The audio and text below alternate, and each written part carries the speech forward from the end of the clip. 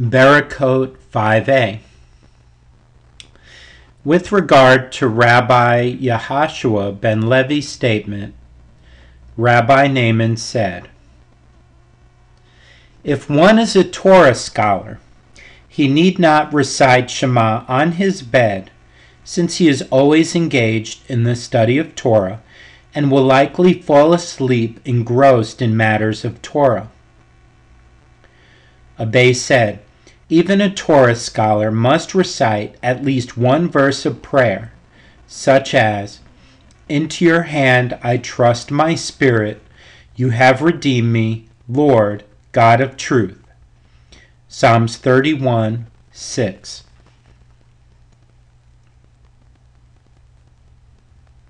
Incidental to the verse, 'Tremble and do not sin,' the Gemara mentions that Rabbi Levi bar Hama said that Rabbi Shimon ben Lakish said, "One should always incite his good inclination against his evil inclination," i.e., that one must constantly struggle so that his evil inclination does not lead him to transgression. If one succeeds and subdues his evil inclination, excellent. But if he does not succeed in subduing it, he should study Torah, as alluded to in the verse, "Say to your heart." If he subdues his evil inclination, excellent. If not, he should recite Shema, which contains the acceptance of the yoke of God and the concept of reward and punishment, as it is stated in the verse, "upon your bed," which alludes to Shema, where it says, "when you lie down." If he subdues his evil inclination, excellent. If not, he should remind himself of the day of death, whose silence is alluded to in the continuation of the verse, "and be still, Selah."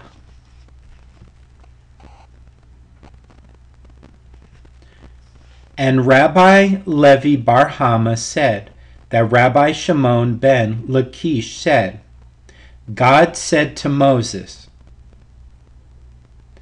'Ascend to me on the mountain and be there, and I will give you the stone tablets and the Torah and the mitzvah that I have written that you may teach them.'" Exodus 24:12, meaning that God revealed to Moses not only the written Torah, but all of Torah, as it would be transmitted through the generations. The tablets are the 10 Commandments that were written on the tablets of the covenant. The Torah is the 5 books of Moses. The mitzvah is the Mishnah, which includes explanations for the mitzvot and how they are to be performed. That I have written refers to the prophets and writings, written with divine inspiration. That you may teach them refers to the Talmud, which explains the Mishnah. These explanations are the foundation for the rulings of practical halakha. This verse teaches that all aspects of Torah were given to Moses from Sinai.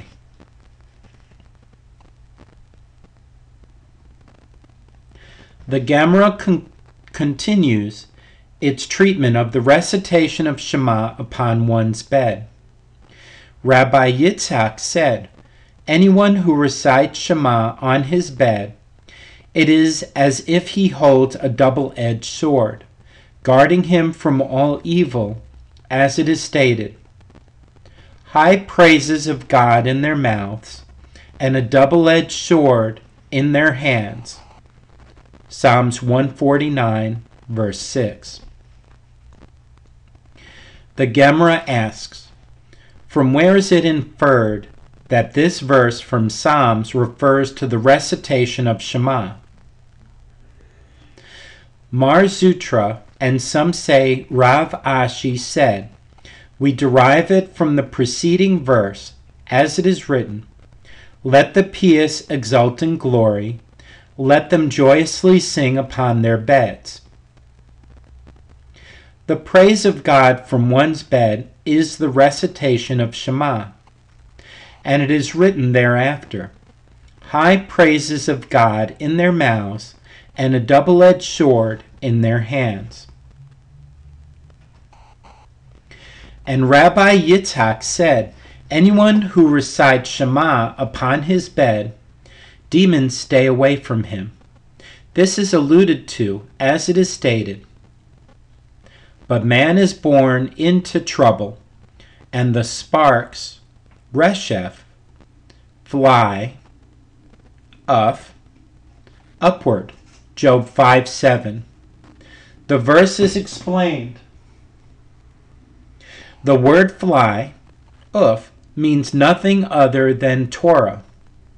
As Torah is difficult to grasp and easy to lose, like something that floats away, as it is stated.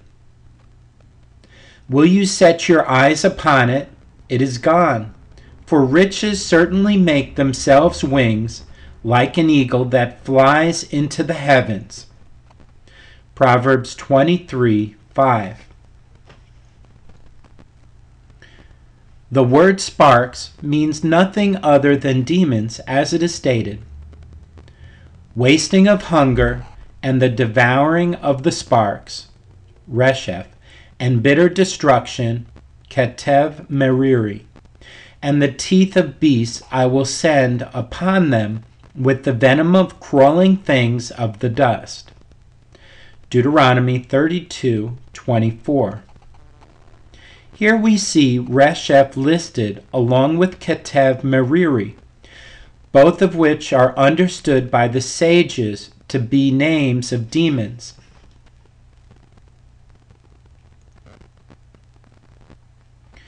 Regarding this unclear verse, Rabbi Shimon ben Lakish said, if one engages in Torah study, suffering stays away from him, as it is stated, and the sparks fly upward. And fly means nothing other than Torah, and sparks means nothing other than suffering, as it is stated, wasting of hunger and the devouring of the sparks. Equating devouring sparks with wasting hunger, as both are types of suffering, from here we derive that through Torah, fly, one is able to distance himself upward from suffering, sparks.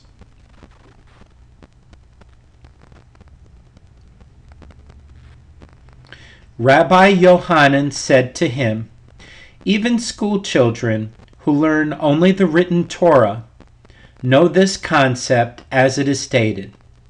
And he said, you shall surely hear the voice of the Lord your God, and what is upright in his eyes you shall do, and you shall listen to his mitzvot, and guard his statutes. Any disease that I have placed upon Egypt I will not place upon you, for I am the Lord your healer. Exodus 15:26. Rather, one must interpret the verse. Anyone who is able to engage in Torah study, yet does not engage in that study, not only does the Holy One, blessed be he, fail to protect him, but he brings upon him hideous afflictions that embarrass him and trouble him, as it is stated, I was mute with silence, I was silent from good, and my pain was strong. Psalms 39:3. The word good means nothing other than Torah, as it is stated, for I have given you a good portion, my Torah, do not abandon it. Proverbs 4:2.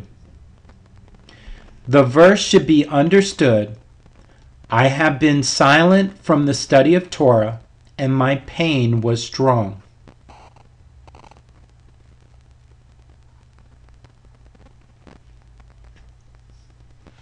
With regard to the verse, "For I have given you a good portion," Rabbi Zera, and some say Rabbi Hanina Bar Papa, said, "Come and see how the characteristics of the Holy One, blessed be He, are unlike the characteristics of flesh and blood." It is characteristic of flesh and blood that when one sells an object to another person, the seller grieves the loss of his possession and the buyer rejoices. With regard to the Holy One, blessed be He, however, this is not so. He gave the Torah to Israel and rejoiced. As it is stated, "For I have given you a good portion, my Torah, do not abandon it." A good portion is understood as a good purchase, although God sold Torah to Israel. He rejoices in the sale and praises the object before its new owner. Rabbi Yashiyahu Pinto. Previously, the Gemara discussed suffering that results from one's transgressions. The Gemara shifts the focus and discusses suffering that does not result from one's transgressions and the suffering of the righteous. Rava, and some say Rav Hista, said, "If a person sees that suffering has befallen him, he should examine his actions." Generally, suffering comes about as punishment for one's transgressions. As it is stated, "We will search and examine our ways and return to God." Lamentations 3:40. If he examined his ways and found no transgression for which that suffering is appropriate, he may attribute his suffering to dereliction in the study of Torah. God punishes an individual for dereliction in the study of Torah in order to emphasize the gravity of the issue. As it is stated, "Happy is the man whom you punish, Lord, and teach out of your law." Psalms 94:12. This verse teaches us that his suffering will cause him to return to your law.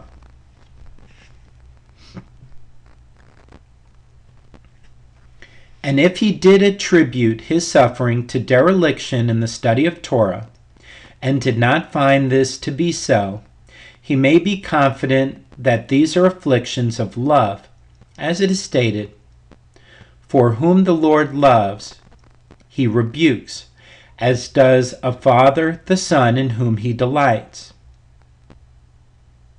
Proverbs 3:12.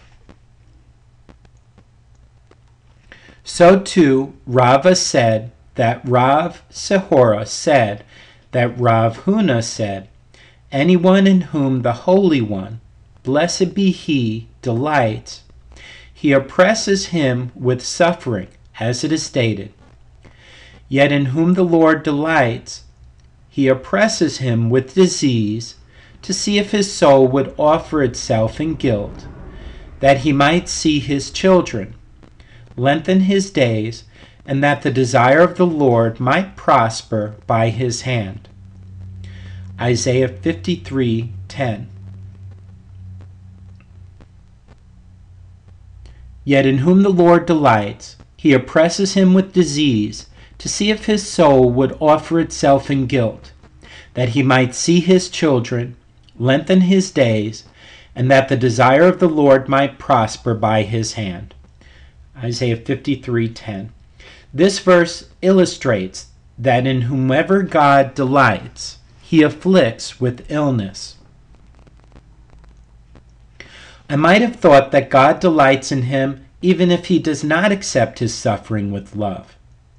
Therefore the verse teaches, if his soul would offer itself in guilt, just as a guilt offering is brought knowingly, as it is one of the sacrifices offered willingly, without coercion, so too his suffering must be accepted knowingly. And if one accepts that suffering with love, what is his reward? As the second part of the verse states, that he might see his children, lengthen his days. Moreover, in addition to these earthly rewards, his Torah study will endure, and his Torah study will be successful. As it is stated, the purpose of the Lord, the Torah, the revelation of God's will, might prosper by his hand.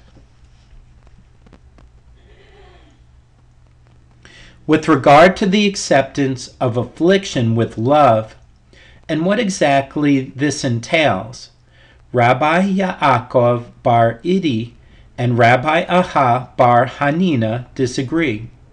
One of them said, afflictions of love are any that do not cause dereliction in the study of Torah, i.e., any which do not afflict his body to the extent that he is unable to study Torah. As it is stated, happy is the man whom you afflict, Lord, and teach from your Torah. Afflictions of love are when you teach from your Torah. And one said, afflictions of love are any that do not cause dereliction in the recitation of prayer.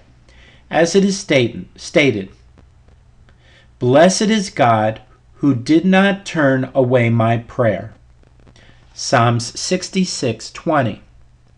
Despite his suffering, the afflicted is still capable of praying to God.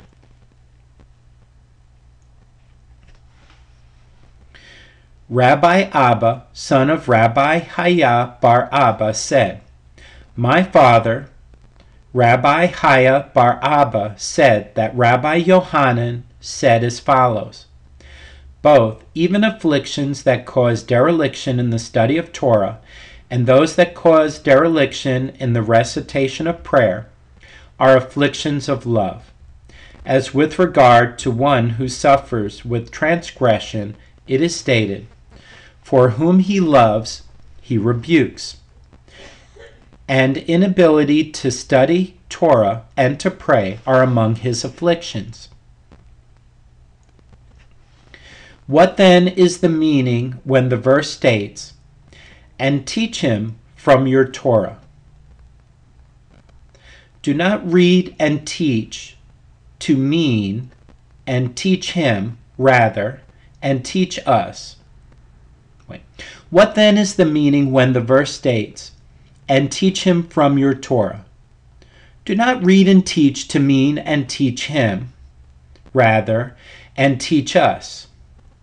You teach us the value of this affliction from your Torah.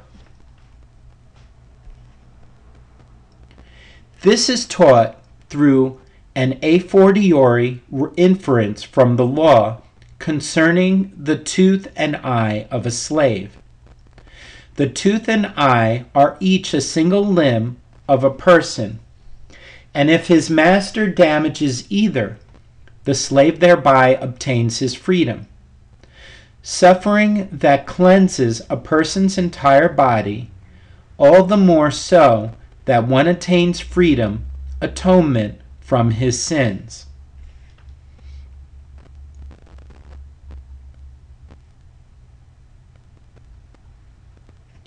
And that is the statement of Rabbi Shimon ben Lakish. As Rabbi Shimon ben Lakish said, the word covenant is used with regard to salt, and the word covenant is used with regard to afflictions. The word covenant is used with regard to salt, as it is written, the salt of the covenant with your God should not be excluded from your meal offering. With all your sacrifices you must offer salt. Leviticus 2:13. And the word covenant is used with regard to afflictions, as it is written, these are the words of the covenant. Deuteronomy 28:69. Just as in the covenant mentioned with regard to salt, The salt sweetens the taste of the meat and renders it edible. So too, in the covenant mentioned with regard to suffering. The suffering cleanses a person's transgressions, purifying him from a more sublime existence. Additionally, it was taught in a Berakhot with regard to affliction. Rabbi Shimon ben Yochai says, "The Holy One, blessed be He, gave Israel 3 precious gifts, all of which were given only by means of suffering, which purified Israel so that they may merit to receive them. These gifts are Torah, Eretz Yisrael, and the world to come." From where is it derived that Torah is only acquired by means of suffering? As it is said, "Happy is the man whom you afflict, Lord." After which it is said, "And teach from your Torah."